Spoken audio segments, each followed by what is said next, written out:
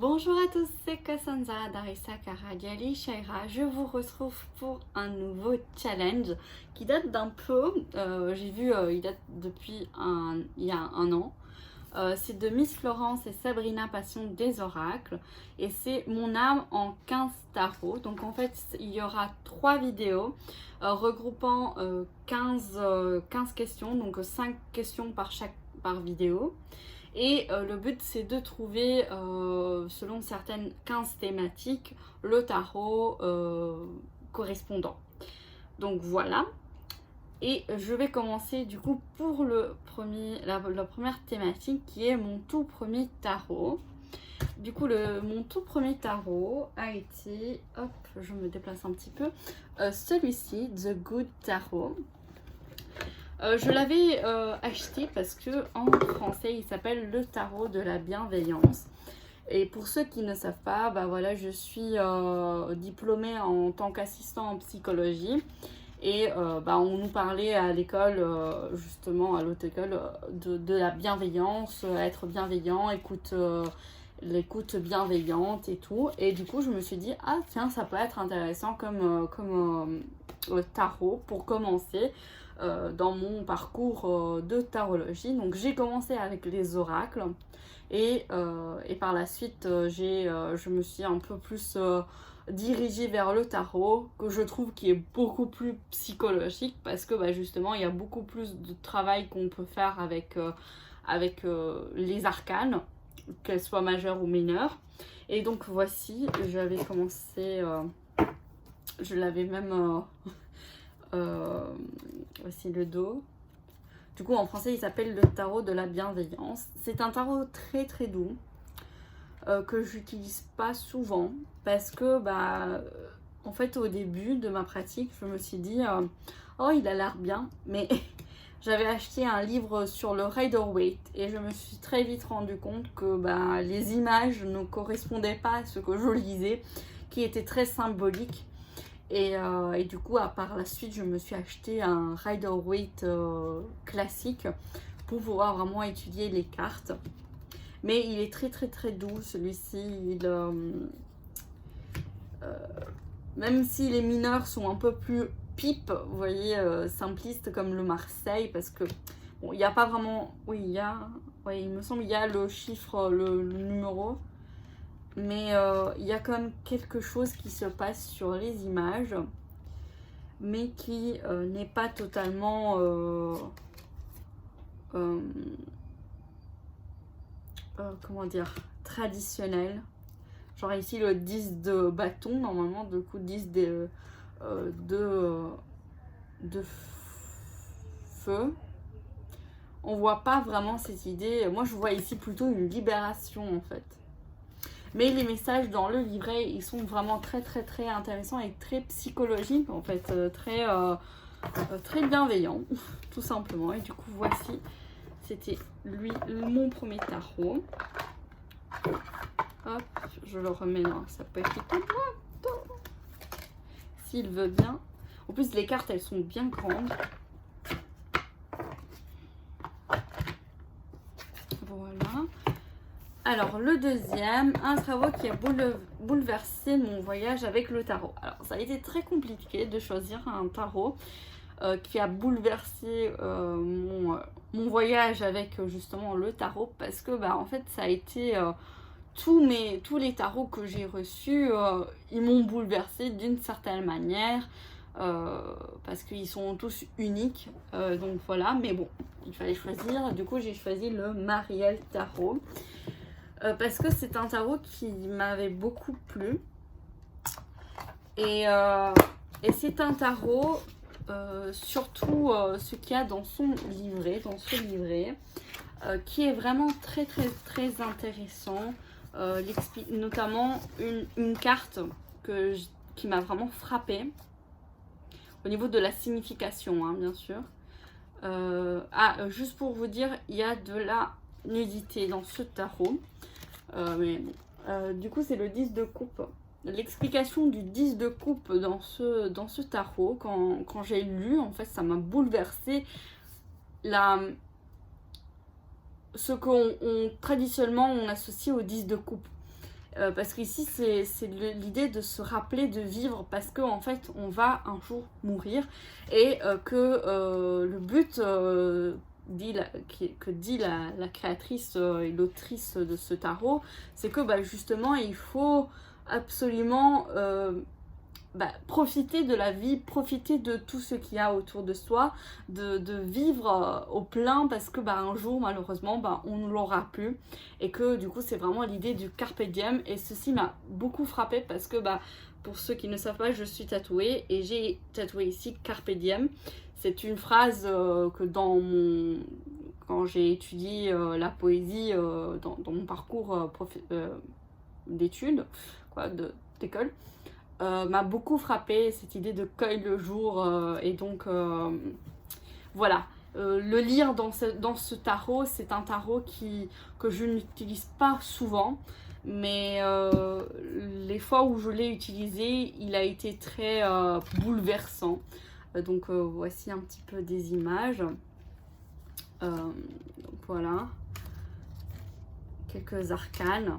C'est un tarot qui n'est pas facile à lire en intuitif, parce que c'est un mélange un peu du Thoth, un peu du Marseille, un peu du Rider-Waite. Donc c'est vraiment un tarot à utiliser avec son livret, parce que c'est le but, c'est de travailler ce que l'autrice, la créatrice a voulu mettre.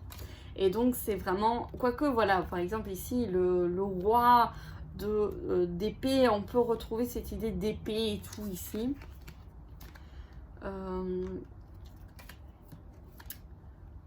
Ici le 3 de Pentacle, on pourrait retrouver un peu la symbolique de coopération, mais plus dans l'idée de famille.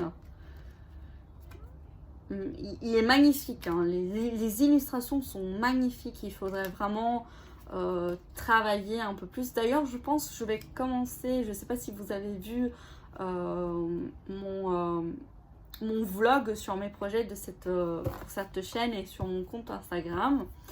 Je vous parlais d'un petit projet que je voulais faire sur la réflexion justement psychologique, tarologique sur certains tarots, et travailler un tarot à la fois. D'abord de mon côté bien sûr, sur chaque carte, et puis par la suite vous le communiquez, vous le partagez en vidéo. Ce sera plutôt une vidéo où je vous montre vraiment la carte, donc renversée, comme ça vous pouvez bien profiter de l'image. Donc ça va être des vidéos assez longues, parce que justement on ira un petit peu en détail sur qu'est-ce que moi j'ai ressenti de cette carte, bien sûr, par rapport à la carte traditionnelle du Rider-Waite. Qu'est-ce qu'on peut en dire, parce que moi je suis plutôt plus du côté Rider-Waite, donc je vais me comparer à ce système là. Et donc voilà, et c'est un tarot qui m'a vraiment bouleversée. Parce que il est tellement puissant. D'ailleurs je vous le retrouve, cette carte magnifique du 10 de coupe. Voilà. Voilà. Donc je pense je vais vraiment travailler avec celui-ci d'abord. Je vais le ranger déjà. Je vais sûrement faire ce travail quand j'irai en vacances, parce que là avec les examens c'est pas évident. Voilà. Puis un tarot pour mon enfant intérieur. Je choisirai Italo Chi Libetta. Donc c'est un tarot italien. Et en fait, pourquoi j'ai choisi ce tarot? Parce que le but de ce tarot a été vraiment de pouvoir créer des histoires. Et du coup, par exemple pour les enfants, et pouvoir créer une histoire comme ça. Et donc vous verrez aussi le style d'art est un peu enfantine comme ça. Et j'adore, il est très très beau. Et du coup, si je devrais travailler beaucoup plus sur mon enfant intérieur, quoique je le fais pas trop, donc voilà, ça a été un peu compliqué de choisir. Mais quand je me suis dit enfant intérieur, je pensais à Nicoletta Ciccoli, mais l'enfant intérieur, disons, si la question aurait été travailler sur les blessures de mon enfant intérieur, j'aurais choisi Nicoletta Ciccoli.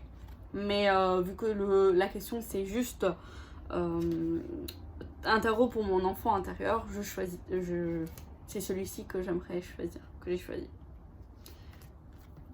Du coup voilà. Je pense en plus qu'il est en ordre. Donc il est très quand même illustré, il est très compréhensible.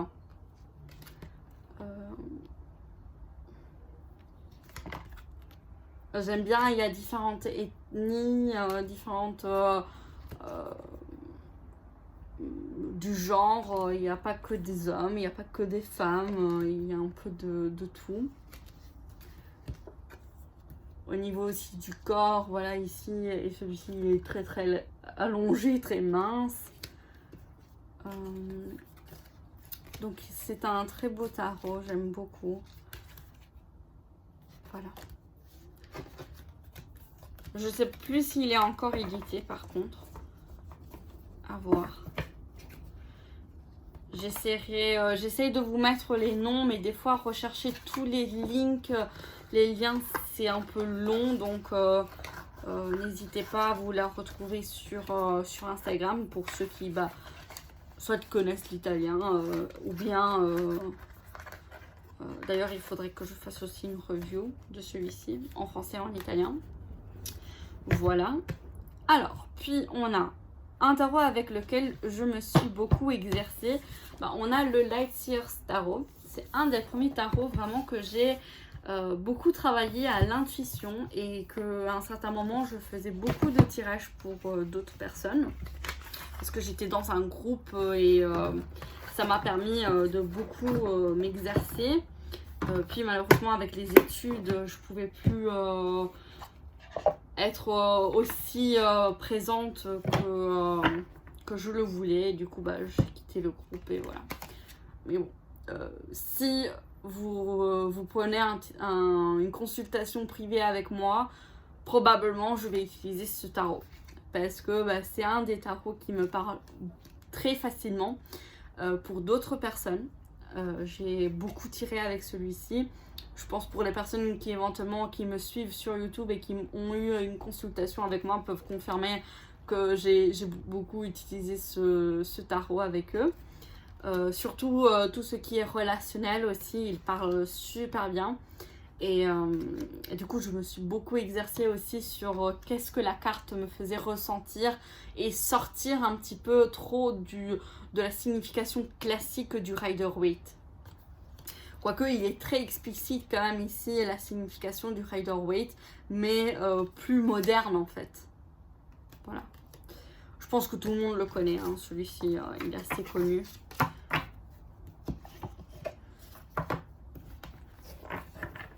Il est assez connu celui-ci. Et puis on a un tarot rien que pour moi, que du coup je n'utiliserai jamais pour d'autres personnes. Il y en a plusieurs, mais celui que je me suis dit vraiment je vais pas l'utiliser pour d'autres personnes, mais que vraiment pour moi, c'est le tarot In Wonderland. Donc je l'ai acheté parce que voilà, j'ai commencé un processus que je dois d'ailleurs continuer, lié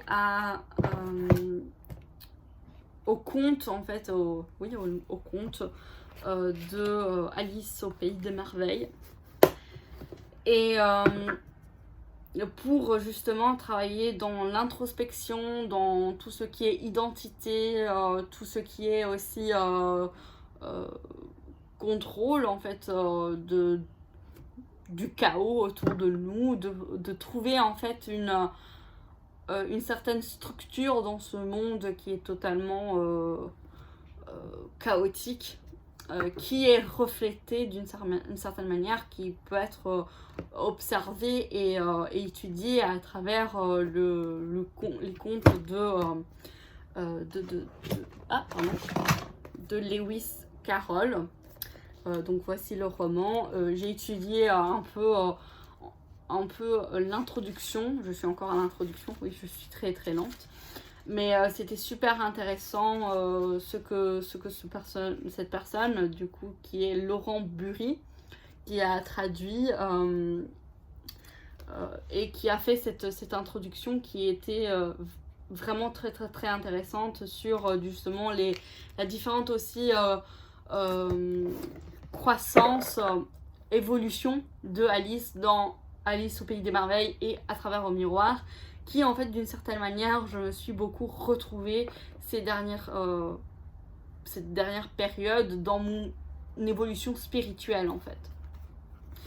C'est un tarot qui est très facile à lire dans le sens où il est très Rider-Waite, mais le travail avec celui-ci n'est pas de la divination et tout. Non, c'est de travailler en fait avec la signification de l'arcane que le créateur, du coup Barbara Moore, a choisi, avec en fait la représentation du personnage et son histoire dans le conte. Parce que en fait dans le livret, il y a pour toutes les cartes une partie où ils expliquent vraiment le lien avec la carte et le conte, que ce soit dans le conte d'Alice au Pays des Merveilles ou Alice à travers le miroir. Et du coup, il y a ce travail qu'on peut faire en fait avec le conte, et aussi pour apprendre plus du conte dans un point de vue plutôt plus psychologique. Et donc voilà. Et du coup, ça, c'est un tarot que je n'utiliserai pas pour d'autres personnes parce que c'est vraiment très personnel. En fait, c'est un projet de travail que j'ai personnel en fait. Donc voilà. Dans l'archétype entre guillemets de Alice au Pays de Merveilles, parce que Alice en soi, c'est pas un archétype, c'est une personne, une vraie personne que Lewis Carroll s'est inspiré pour créer ce personnage. Donc, est-ce que c'est un archétype? Pour certains, peut-être oui. Pour moi, en tout cas, oui. Peut-être pour d'autres, moins. Mais en tout cas, je trouve que l'évolution d'Alice est très intéressante au niveau psychologique. Et voilà. Je vais terminer avec cette magnifique 9 de Pentacle. Du coup, malheureusement, il n'est pas traduit en français, celui-ci. Du coup, il est juste en anglais. Et donc, voilà, c'est déjà terminé. Waouh! On a déjà terminé la première vidéo. Bah, du coup, je vous dis... je vous donne rendez-vous pour, du coup, la deuxième partie. Et donc, on va découvrir 5 autres thèmes autour de ce challenge. Et voilà. N'hésitez pas à me rejoindre du coup sur cette chaîne, d'activer la petite clochette, de liker pour me soutenir, de partager. Et donc, merci en tout cas pour tous les nouveaux abonnés qu'il y a eu. Donc, merci beaucoup. Bisous et à la prochaine vidéo.